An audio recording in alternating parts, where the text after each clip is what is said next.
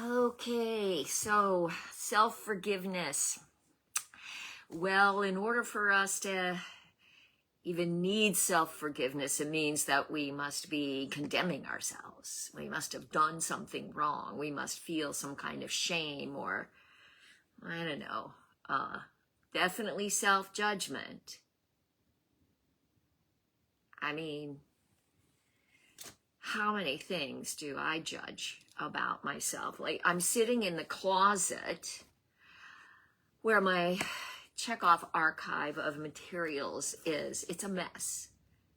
I have failed miserably in my perfectionist self to have organized all of this and gotten it made available to people. I'm falling behind. It's a mess. And I can think of so many things I can beat myself up over.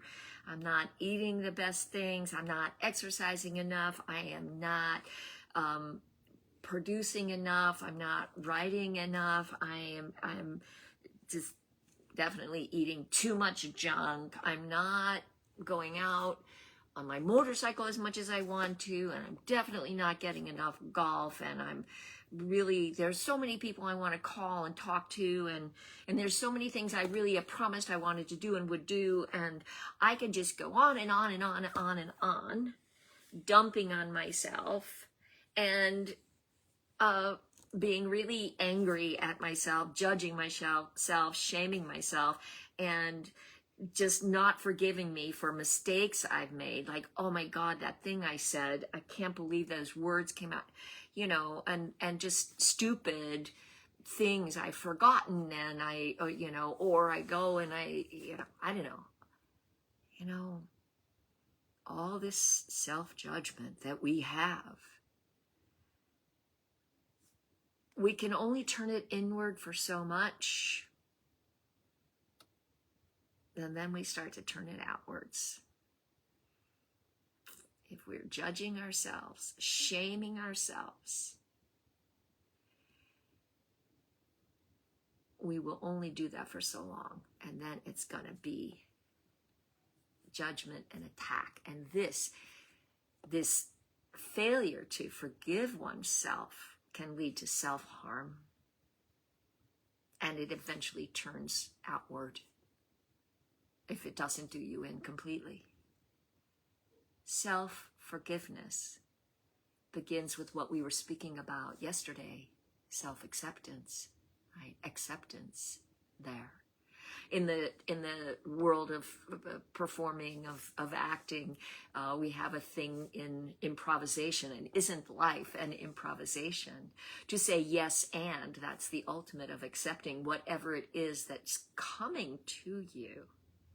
Well, we also can say yes and, yes, I made that mistake, and yes, I ate that delicious sundae and gained a couple of extra pounds, and I made a mistake and I didn't say the person's right name, and I forgot to call that person back, yes, and I didn't meet my due date on that time, and yes, I haven't finished my precious little archive yet. Whatever it is that we may be condemning ourselves for, filled with shame about mistakes we've made, choices that we've made, we can say, yes, I did those. I experienced that. I am that. I am this. And utilize our sense of acceptance. In the Chekhov world, we use that feeling of beauty. We look at the form of what we did, the form of what we said, the form of what we are, the form of what we're working on. And we say, yeah, there it is. Yes, and what from here? What can we do to move more toward a sense of self-acceptance? We can go again to another one of the words, which was appreciation. If we can find something to appreciate, like I appreciate that any of these antique tapes, high 8 tapes, can actually still be digitized And I so appreciate some of the amazing people who have come to help me work on this project. And I have gotten some things out there on YouTube and in the Dalton Chekhov archive published. And there's more coming. And so I could continue to beat myself up over stuff, which again lowers my immune system. It depletes me, and it triggers negativity and violence, a failure of peace inwardly. Yes, and we can accept what we have done. When I make a mistake, I can say, yes, I can acknowledge I made a mistake. I accept responsibility, and I forgive myself for that. And forgiving yourself doesn't mean you need to repeat it, doesn't mean you don't make amends.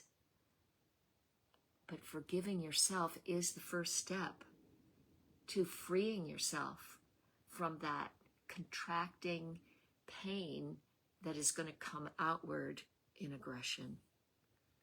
Self-forgiveness. I forgive me. Do you forgive you? Can we say yes and let that concept of shame go away, and let that concept of self-judgment turn into self-evaluation. Instead of having an inner critic that rips you apart, have an evaluator through the Flyback process, where you reflect on something that's happened and you identify a good thing about it, and then you identify what you might shift, what you might do to develop that, or if it happened again, how you could go about it differently.